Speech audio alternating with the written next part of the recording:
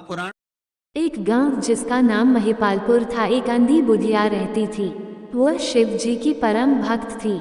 उसको आंखों से भले ही दिखाई नहीं देता था, परंतु वह सुबह शाम शिव जी की बंदगी में मग्न रहती। शिव जी बुढ़िया की भक्ति से बड़े प्रसन्न हुए।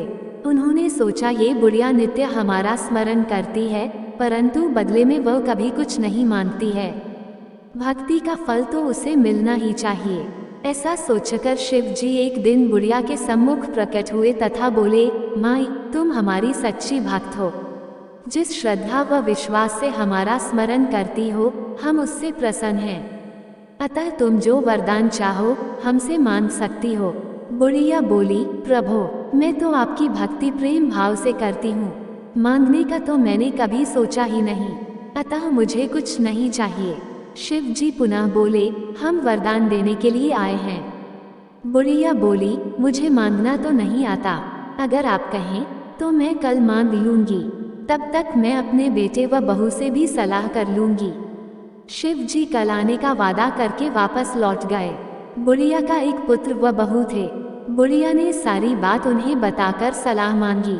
बेटा बोला, माँ, तुम शिव जी से ढेर सारा पैसा मांग लो, हमारी गरीबी दूर हो जाएगी, सब सुख चैन से रहेंगे।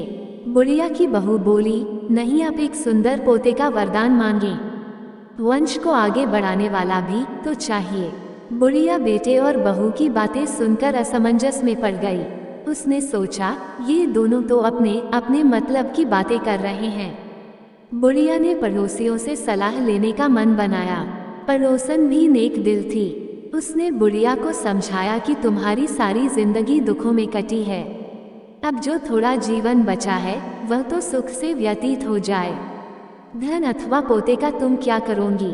अगर तुम्हारी आंखें ही नहीं हैं, तो ये संसारिक वस्तुएं तुम्हारे लिए व्यर्थ हैं।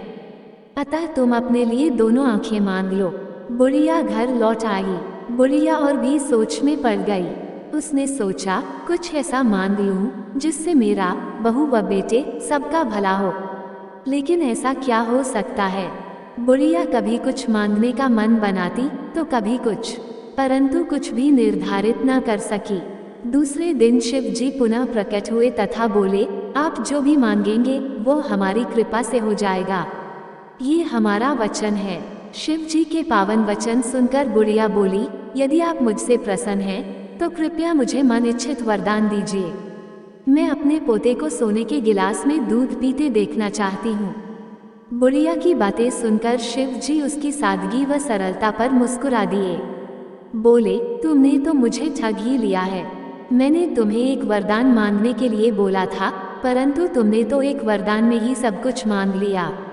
तुमने अपने लिए लंबी उम्र तथा दोनों आंखें मांग ली हैं। बेटे के लिए धन व बहू के लिए पोता भी मांग लिया।